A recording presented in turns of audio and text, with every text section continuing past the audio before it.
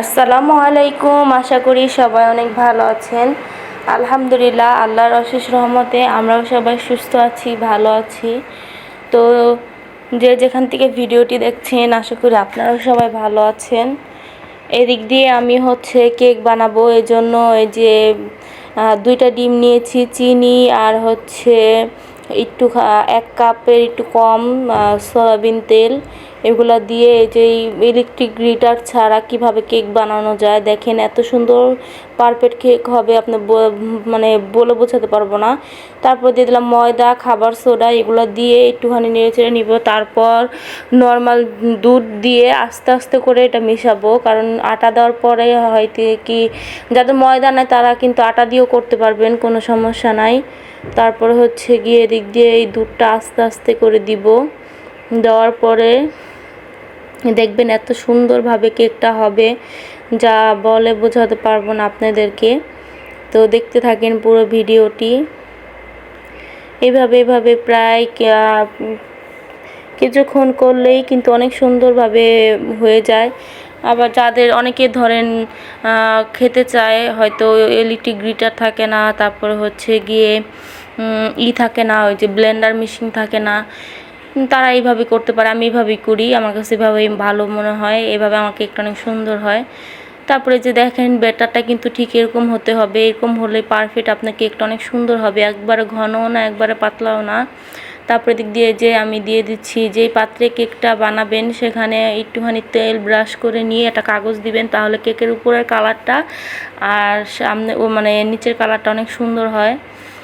তারপরে দিক দিয়ে যে দিয়ে নিচ্ছিলাম, অনেক সুন্দর কিন্তু হবে কেকটা। এইভাবে একটু নাড়াচাড়া করে নেবেন, তাহলে দেখা যায় কি যে আপনার নিচের যদি কোনো মানে বাতাস বা থাকে সেটা কিন্তু চলে যায়, আর কেকটা ভিতরে কোনো ফাঁকা হয় না, অনেক সুন্দর পারফেক্ট হয়ে যায়। তারপর কেকটা দিয়ে সুন্দর করে 2টা ঢাকনা দিয়ে দিয়েছি, কারণ আমার পাতিলটা বা একটু মানে কড়াইটা একটু ফাঁকা ছিল, ওই জন্য দিয়েছি। এই দেখেন কি সুন্দর, এত সুন্দর, মাশাআল্লাহ, অনেক সুন্দর কিন্তু হয়েছে। তারপরে দিক দিয়ে আমি একটা নর্মাল কাঠি দিয়ে দেখে নিচ্ছিলাম যে ঠিক মতো হয়েছে কিনা, পারফেক্ট মতো। এই তো অনেক সুন্দর পারফেক্টভাবে হয়েছে কেকটা, দেখেন।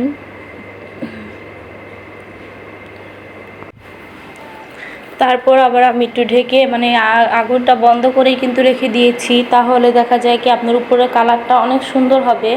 দেখেন কি সুন্দর কালার হয়েছে, আপনারা দেখলেই বুঝতে পারবেন। এদিকে আমার কারেন্ট চলে গিয়েছিল, আমার মানে কার্ড শেষ হয়ে গেছিলো, ওর বাবা যেহেতু বাসায় ছিল না, তারপরে আসবে, তারপরে হয়তো কারেন্টের টাকা ভরবে, এই জন্য আর কি অন্ধকার ভিডিওটা বেশি সুন্দর হয় নাই। এই দেখেন অনেক সুন্দর কিন্তু হয়েছে, মাশাআল্লাহ।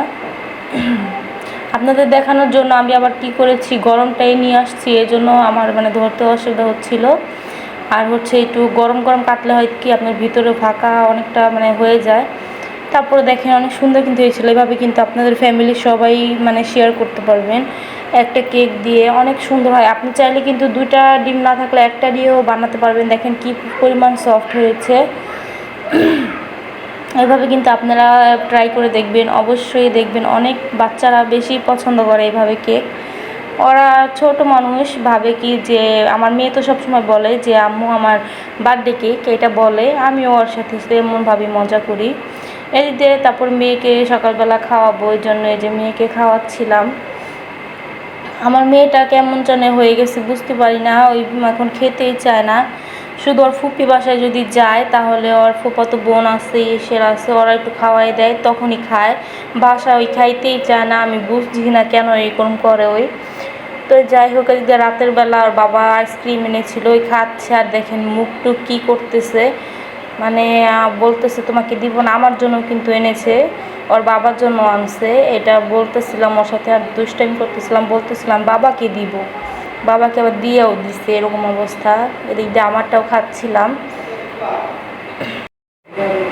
তারপরে এদিক দিয়ে যে কেক এটা খাবো, এটাই আপনাদের সাথে সারাদিনে যে আমি কাজগুলো করি সেটা শেয়ার করি। এদিক দিয়ে ওর বাবা আবার বলছিল আমরা সবাই খাচ্ছি, দেখাও আমার ছেলে তাকিয়ে আছে, যেন আবার আমার ছেলেকেও খাওয়াই দিচ্ছিল দুষ্টামি করে। বলতেছিলাম, রাগাই করতেছিলাম যে একটু বাচ্চাকে দিও না, তারপরে শোনে না, দুষ্টামি করতেই থাকে। এদিক দিয়ে যে দেখেন আমার মেয়েটা কি অবস্থা, নাকটা পুরো বিড়ালের মতো বানায় ফেলছে। ওই কিন্তু এরকম করতেই থাকে। তো যাই হোক, সবাই ভালো থাকবেন। এদিক দিয়ে আবার হচ্ছে ওই যে বাকরখানি এনেছিল গরম গরম, এটা দিয়ে আমার চা দিয়ে খেতে অনেক ভালো লাগে। ওর বাবাই কারেন্ট চলে গিয়েছিল, সেটার ভিতরেই ভাত খাইতেছিল। কারণ সারাদিন দোকানে অনেক পরিশ্রম করে এসে অনেক ক্লান্ত হয়ে যায়, আসার সাথে সাথে ক্ষুধা লেগে যায়। তো সবাই ভালো থাকবেন, সুস্থ থাকবেন, আল্লাহ হাফিজ।